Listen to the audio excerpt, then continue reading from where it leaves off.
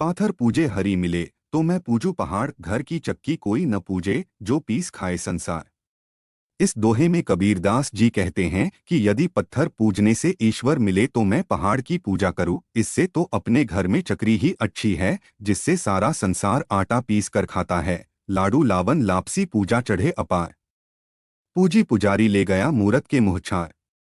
आप जो भगवान के नाम पर मंदिरों में दूध, दही, मक्खन, घी, तेल, सोना, चांदी, हीरे, मोती, कपड़े, भेज, नॉन भेज, दारूशारू, भांग, मेकअप सामान, चिल्लर, चेक, कैश इत्यादि माल जो चढ़ाते हो, क्या वह आपके भगवान तक जा रहा है? क्या आपका यह माल कितना % भगवान तक जाता है और कितना % बीच में ही गोल हो रहा है? या फिर आपके भगवान तक आपके चढ़ाए गए माल का कुछ भी नहीं पहुंचता? अगर कुछ भी नहीं पहुंच रहा तो फिर घोटाला कहाँ हो रहा है और घोटाला कौन कर रहा है? सदियों पहले दुनिया के इस सबसे बड़े घोटाले पर कबीर की नजर पड़ी। कबीर ने बताया, आप यह सारा माल ब्राह्मण पुजारी ले जाता है और भगवान को कुछ नहीं मिलता, इसलिए मंदिरों में ब्राह्मणों को दान करना बंद करो। जिंदा बाप कोई न पूजे, मरे बाद पुजवाए। मुट्ठी भर चावल लेके कौवे को बाप बनाए, माता पिता को जीते जी सारे सुख देना यही वास्तविक श्राद्ध है। इसलिए कहते हैं कि माता पिता की सारी खुशी दो, जो उनको पसंद हो वह खिलाओ।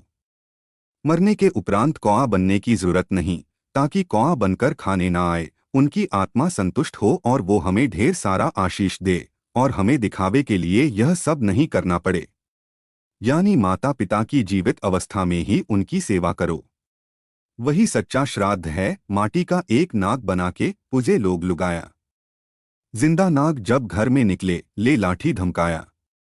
लोग पूजा पाठ में आडंबर और दिखावा करते हैं। मसलन सांप की पूजा करने के लिए वे माटी का सांप बनाते हैं, लेकिन जब वही सांप वास्तव में उनके घर चला आता है तो लाठियों से उसे पीट पीट कर मार डाला जाता है।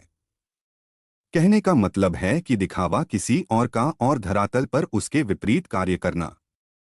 जब तक कार्य व्यवहार में संभाव तार्किकता नहीं होगी, कोई कार्य करने से सार्थक नहीं होगा। वस्तुतः कबीर साहेब इस दोहे के माध्यम से पूजा पर भी ध्यान आकृष्ट करवाते हैं और संदेश देते हैं कि प्रतीकात्मक पूजा से कोई लाभ नहीं होगा।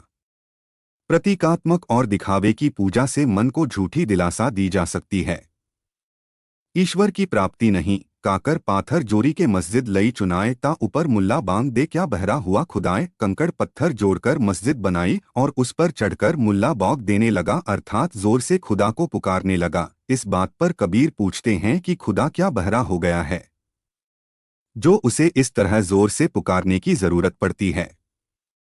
कबीर के अनुसार आप जिसे भी ईश्वर मानते हो उन्हें हृदय में रखो। कबीरा कुआं एक है, पानी भरे अनेक, बर्तन में ही भेद है, पानी सब में एक। कबीरदास जी कहते थे कि जाति धर्म संप्रदाय ऊंच नीच सभी वर्ग इंसान के बनाए हुए हैं। ईश्वर किसी भी व्यक्ति में कोई भेद नहीं करता है। परमात्मा की नजर में हम सभी एक हैं और उसी की संतान हैं।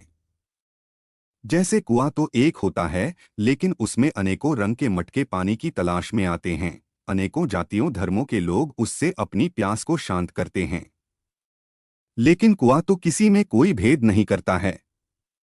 उसकी नज़र में सभी समान है और वह सभी को पानी उपलब्ध करवाता है। यही तथ्य ईश्वर के साथ भी है।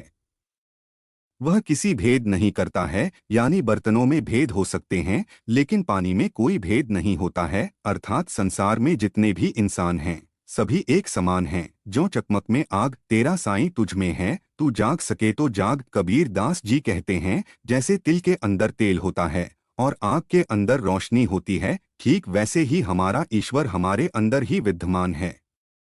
अगर ढूंढ सको तो ढूंढ लो, जो तू ब्राह्मण ब्राह्मणी का जाया, आन बाट काहे नहीं आया। अपने आप को ब्राह्मण होने पर गर्व करने वाले जरा यह तो बताओ कि जो तुम अपने आप को महान कहते तो फिर तुम किसी अन्य रास्ते से एवं अन्य तरीके से पैदा क्यों नहीं हुआ? जिस रास्ते से हम सब पैदा हुए हैं, तुम भी उसी रास्ते से ही क्यों पैदा हुए हो? कोई आज यही बात बोलने की हिम्मत भी नहीं करता। और कबीरदास जी को देखिए, सदियों पहले इस सत्य को कह गए थे।